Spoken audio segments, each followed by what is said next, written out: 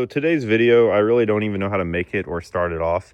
We'll go ahead and point the obvious out. This is the same car that I just built, but it is pre-facelift swap now. I know it's a matter of opinion, but most, E46 guys prefer pre-facelift over facelift. And throughout the video, I'll show why I did this. Obviously, my hood was shot, the clear coat was shot on it, and my fenders were rusting, and my headlights were about to catch fire. So I decided that I would pre-facelift swap it. And the hood is pretty fresh, no dents or clear coat issues like my old one. And this engine is getting pulled. When you guys see the car again, it will be kind of a surprise. The reason this engine is getting pulled is because it lifted the head and it didn't even take that much boost to do it. So this engine has 235,000 miles on it. I did nothing to it before I turboed it. I don't know how many times it's been overheated in this past life. I don't know any of that. And it was a risk turboing it, but I got what I wanted out of this car. I made that whole build series on it, showed you guys how to turbo an E46, and I kind of used the car as a jig because now I have a kit that I can bolt onto any engine that I put in this car or any other E46. In today's video also, I'll be showing you guys a video I took with my dad driving this car. This used to be his old work car, and I let him drive it after it got turboed. It lasted a good while before this happened. It's unfortunate. But when I opened, this thing is it's not mixing fluid, it's just getting pressurized. It smells like exhaust gases, so rip.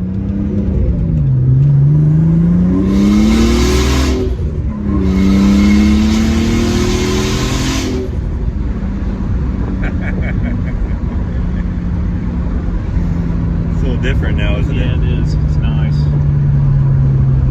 Go watch my RPMs. Yeah, you can rev it out. It's fine. I welded the oil pump then. Limiter. Did I? No.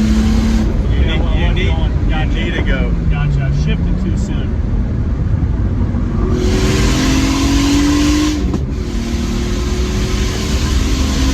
Wow. Yeah. That was almost 100. Yeah, you are right though about watching your RPMs. Very nice.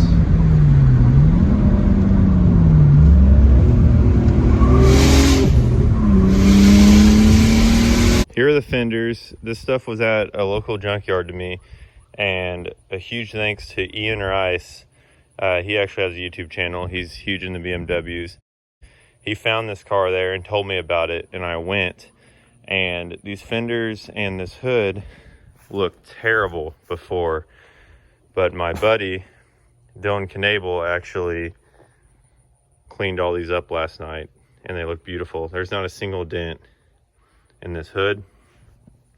And then I'll be running bi-xenon M3 headlights. I still have to get corner lights though, and by the time you see this video, the car should be completely swapped. There's still some stuff on there, but that's kind of what this whole entire hood looked like, so that gives you an idea. And there's Dylan's car there, Imola ZHP bottom mount turbo. I'll be making a video over this eventually. Beautiful car. B Racing turbo kit. This is on 10 pounds, but this is a 330. 6-speed manual, Alcantara interior. I bought M3 bi-xenon headlights for this pre-facelift swap on this coupe. And I got them on eBay because you're not going to really find these in the junkyard unless you're really early. And I paid about 80 to 100 each on them. And I took the ballast off to relocate it because it hits this elbow right here. I didn't mention that to you guys. You can take these ballasts off and they have plenty of wire to put them somewhere else, zip tie them out of the way, whatever you want to do. And yes, for the M3s, there's a mount that can go here to locate this ballast, relocate it. And as you can see, there's like no insulation on the wiring. Where is it? Well, it's everywhere but on the wiring. So check these out, guys. The actual headlight that comes on facelift coupes are even worse. As you can see, this is very bad. They just fall apart. And this will just burn your car to the ground. So don't risk it. I don't even know if these headlights are fused, to be honest. I've never seen a fuse for them. So if you're doing this swap, or if you haven't checked your headlights yet, no matter what headlights you have, make sure to check it out, or you're gonna have a nice little bonfire. Definitely not perfect, but I went ahead and used shrink tube on all the wires that were exposed. There's a few in here, as you can see, like those there, that were fine.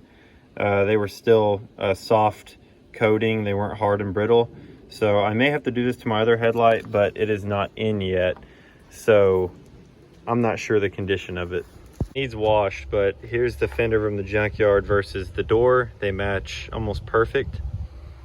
The hood is perfect. It's just getting dirty because there was a light rain. And then I had to paint this. It's a little darker. That trim's a little darker than OE, but maybe it'll fade a little bit because it's pretty fresh paint. So I'm kind of worried about that. Now the only clear coat issue on the whole car is the bumper, because this was what was repainted poorly. That's why everything else, the hood and fenders, got replaced, because it was the same paint. And I'm missing a trim piece. So I pulled the transmission off of this blue car that I just turboed because it had stock clutch in it. It wasn't really slipping. I didn't notice it. I'm just going to Import Alliance here in October in Bowling Green, Kentucky. And I wanted to make sure that I didn't blow this thing up once the car, hooked, or if I tried to launch it. So I'm putting in a clutch out of my red car, actually, because I'll be upgrading the clutch in my red car once again. And this is with, I don't know, a couple 100 miles of some hard driving. Jules even tried to slide the car when he test drove it, and the clutch isn't bad. And this is a junkyard clutch that I put in this car a long time ago just to get by, because I manual swapped this car. So I have no idea how many miles are on this. Yeah, there's some heat marks and stuff on here, but I don't know how many of them recent or if they've always been there. And this held up pretty good. I actually ran a stock clutch in my red car when I first turboed it, and it lasted a long time before I finally decided to upgrade it, and it wasn't even slipping. So if you guys want, you can try this, but I would highly recommend just putting in a 6-puck, a stronger clutch while you're turboing the car, unless you like to have stuff fail on you. But this did pretty dang good, I'm not gonna lie. I don't know how many miles are on this thing. I mean, it didn't even start to shred.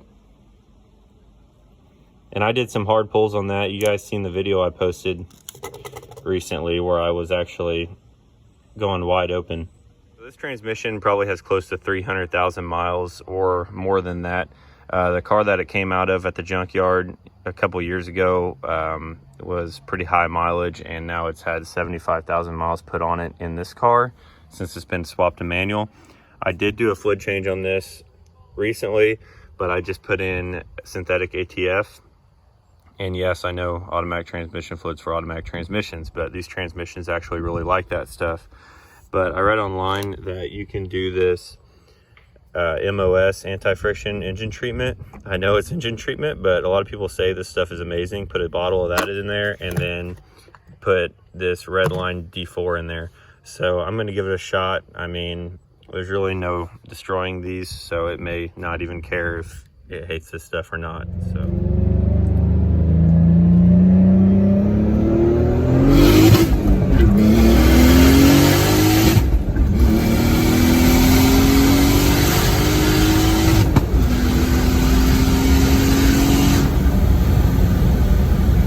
Little bit of information on the B25 that was in the car and what was going on. The car had 175,000 miles on it before it was owned by my dad. So I have no idea how many times it was overheated or anything. I do know the 75,000 miles my dad has driven it, it burned a lot of oil, which I say a lot as in a quart every 800, sometimes worse. It really just depends. and it's a B25, and B25s aren't supposed to burn oil as bad as B30s. So that kind of explains why I was getting so much blow by once I boosted it. Not only did it lift the head on 10 or 11 psi, it's windy out here, it's freezing too. Oh, it's probably gonna sound terrible in the video. Not only did I lift the head on 10, 11 psi, but it was getting really bad blow by from cylinder 1. So I don't know if the oil rings and stuff like that in cylinder 1 were already tired this whole time before I even started. So that kind of adds up, I guess. Maybe that's where it was burning oil to begin with. But tomorrow I'm uploading a video. So 2 days ago, the clips in this video of me ripping the car, 2 days ago I did that, and that was with a hurt motor. You know, you might as well send her home. And that's like 5 cylinders basically of good compression. But 2 days ago I made those videos and I pulled this motor, and the car is running again already, but I'm not going to show you guys until tomorrow. I don't know what time yet, but some of you guys may be upset. Some of you guys may already know what's going on. If you're in the same Facebook groups as me or follow me on Instagram, you probably already know what happened. But there's definitely a lot more information to be shared with you guys based on what I just did to the car. So it's a win-win. Thanks, guys.